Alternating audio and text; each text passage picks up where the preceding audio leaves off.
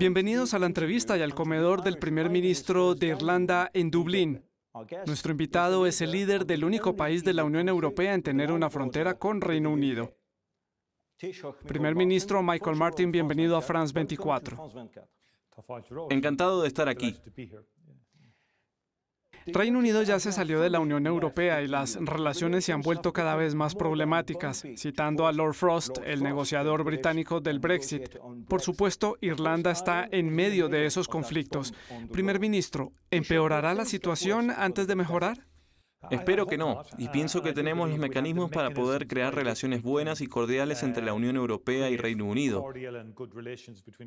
Irlanda y Gran Bretaña son antiguos vecinos. Hemos transformado nuestra relación durante los últimos 40 o incluso 50 años, y nuestra pertenencia común a la Unión Europea ayudó y facilitó el crecimiento y la transformación de esa relación.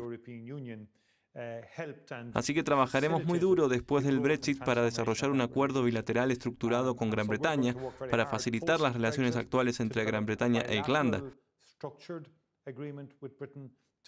Pero también creemos con fervor que es del interés de Europa y del Reino Unido que haya un fuerte alineamiento entre la Unión Europea y Reino Unido. Compartimos valores comunes en cuanto a la democracia, la libertad de expresión, el cambio climático y muchos otros temas. Entonces, realmente tiene sentido llevar esto a una nueva fase post-Brexit. Irlanda del Norte es la única parte del Reino Unido en haberse quedado en el mercado único de mercancías de la Unión Europea. Hace unas semanas, la Comisión de la Unión Europea amenazó con aumentar los controles en la exportación de vacunas hacia Irlanda del Norte a través de la República Irlandesa. Al hacerlo, desataron una gran disputa diplomática. ¿Qué ocurrió realmente? Eso fue un error de la Comisión. Reconocieron que cometieron un error. Han sido honestos y abiertos en su respuesta. Cuando me puse en contacto con la presidenta de la Comisión, Ursula von der Leyen, durante la tarde en la que se tomó esa decisión, una media hora después de que se hiciera pública, siendo justos, la presidenta de la Comisión respondió muy rápido y se encargó de revertir la decisión de la Comisión. Eso fue bueno, porque creo que si las personas admiten que se cometió un error y trabajan rápido por solucionarlo, eso es todo lo que se puede esperar en situaciones así. Pero la Comisión pareció lista para revocar parte del acuerdo del Brexit sobre Irlanda del Norte sin siquiera prevenirle al primer ministro, usted, sobre el asunto de la frontera irlandesa. ¿Le molestó eso y podría ocurrir de nuevo? Me sorprendió. No estábamos del todo satisfechos con eso, pero lo solucionamos con mucha rapidez. Tengo una buena relación con la presidenta de la Comisión. Nos pusimos en contacto y lo resolvimos. Pero creo que el contexto fue muy claro. Fue en el contexto de la vacuna, en cuanto al fracaso de AstraZeneca de cumplir su contrato con la Unión Europea, en cuanto a la cantidad de vacunas que Europa esperaba. Creo que se trata más o menos de un tercio de lo que AstraZeneca se había comprometido a entregar. ¿Cuánta responsabilidad tiene el fabricante inglés AstraZeneca en esto? Creo que AstraZeneca hizo compromisos con la Unión Europea y no parece estar en una posición para poder cumplirlos. Debe asumir un grado de responsabilidad. La situación no debería haber escalado hasta el punto de haber utilizado el artículo 16 del protocolo. La Comisión Europea se molestó mucho con AstraZeneca. Eso fue muy evidente por las discusiones y por la disputa pública que se desató entre AstraZeneca, la Comisión, y claramente nosotros terminamos involucrados y el protocolo terminó involucrado en ese asunto. Ahora implementamos mecanismos, y la Comisión misma también lo ha hecho, sobre los temas políticamente sensibles. Y acordamos que se haría una pausa y se reflexionaría antes de tomar acciones respecto a temas de este tipo. Además, creo que necesitamos bajar el tono en cuanto a las vacunas. Es muy decepcionante que AstraZeneca no haya estado en una posición para poder proveer la cantidad de vacunas que todos estábamos esperando. Es una reducción bastante significativa de lo que habían prometido y con lo que se habían comprometido. ¿Entregarán esas vacunas? Eso todavía es incierto. Entiendo que la Comisión todavía no tiene claridad sobre cómo hará la compañía para compensar ese déficit en el primer trimestre del año para los suministros de los Estados miembros europeos, y eso ha retrasado los programas de vacunación de varios Estados miembros. Brexit, la pandemia, las guerras por las vacunas. ¿Se está formando una tormenta que podría convertirse en una guerra fría nacionalista en Europa? No, espero que no. Creo que debemos evitarlo a toda costa. No lo sobreestimaría. Creo que el problema con las vacunas está relacionado también con que la mayor parte de los Estados miembros, incluido Reino Unido, están pasando por una tercera ola de la pandemia que ha sido muy severa, tanto en términos de números como en términos de impacto sobre la salud y la mortalidad. Es comprensible que las personas quieran tener acceso a las vacunas con mucha rapidez, y eso ha dado pie para un aumento de las tensiones. Pero otras vacunas están en camino. Esperamos que Johnson & Johnson obtenga pronto la autorización y eso ayudará enormemente, junto con una mayor cantidad de Pfizer-BioNTech, más cantidad de Moderna, pero también otros fabricantes de vacunas que están progresando con las suyas.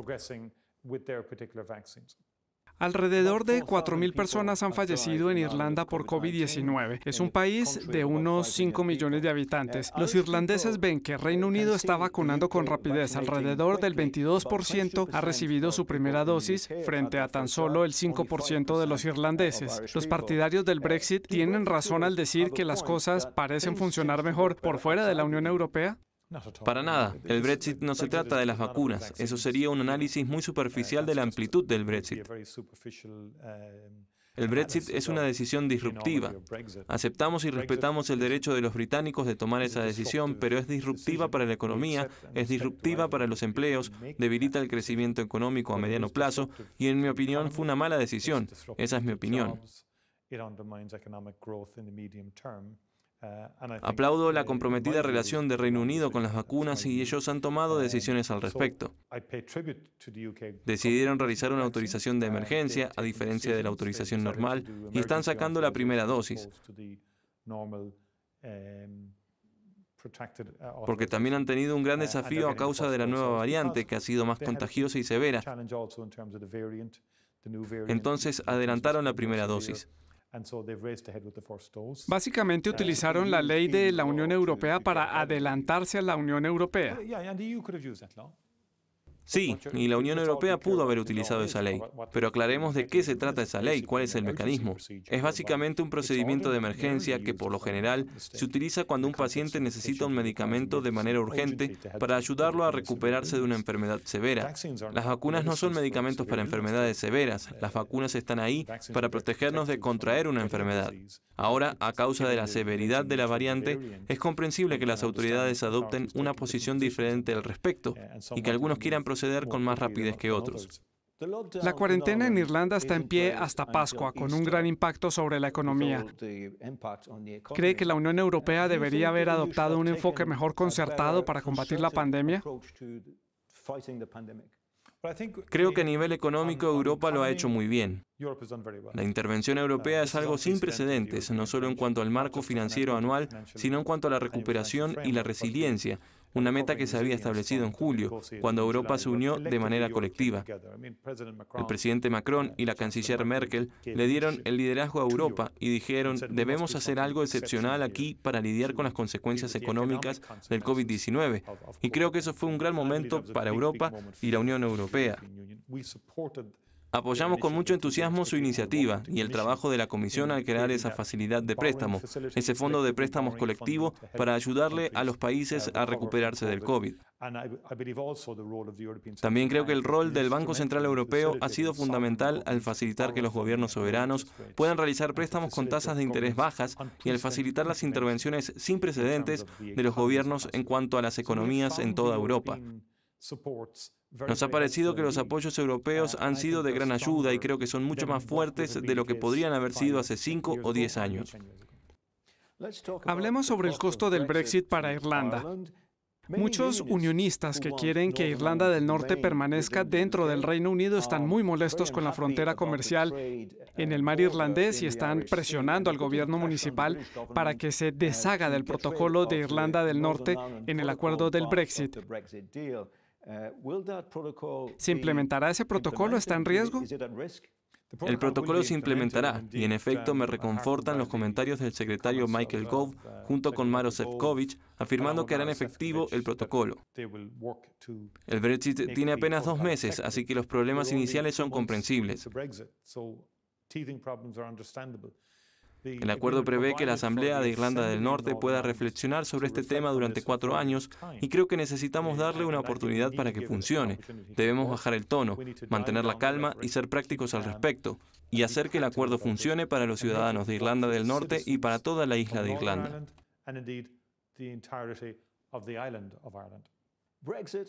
El Brexit ha reavivado las preguntas sobre la identidad que el acuerdo de Viernes Santo había dejado de lado, ser irlandés, ser británico en esta isla. ¿Sabe cuándo será posible realizar un referendo sobre la unidad irlandesa aquí en el sur, en la República? 2 cosas al respecto. El acuerdo del Viernes Santo no dejó de lado la identidad, más bien creó un marco para respetar las distintas identidades y para tener una igualdad de consideración entre distintas tradiciones. Las de creencia unionista que quieren seguir siendo parte del Reino Unido y las de una tradición de república nacionalista que quieren ser parte de la Isla Unida. Lo brillante del acuerdo del Viernes Santo fue que existiría esa igualdad de consideración mientras se seguiría haciendo el trabajo pragmático en la isla en términos de salud y educación y de las luchas cotidianas en la vida de las personas. No tengo prevista una votación sobre la frontera durante los próximos años ni durante lo que resta de este gobierno. En vez de eso, he creado una unidad compartida de la isla dentro de mi departamento para avanzar con la agenda de una isla compartida, preguntándole a las personas que viven en la isla de Irlanda, más allá de sus preferencias constitucionales o de su tradición, cuál creen que es la mejor manera de compartir la isla de Irlanda juntos en cuanto a la educación, a la salud, cómo podemos lidiar con el cambio climático en la isla de Irlanda. Eso es un tema que no respeta fronteras políticas. Ese es mi enfoque. Se trata del enfoque de Wolfe Tone, el padre del republicanismo irlandés, que heredó sus ideas de la tradición republicana francesa y de la Revolución Francesa, esencialmente uniendo a las personas y creando un propósito de unidad entre las personas, a diferencia de solo enfocarse en el territorio. Y ese es el espíritu bajo el cual pretendo proceder en los próximos años como primer ministro. Primer ministro, gracias. Este es el final de la entrevista. Nuestro invitado fue el primer ministro irlandés, Michael Martin. Quédese con nosotros en France 24.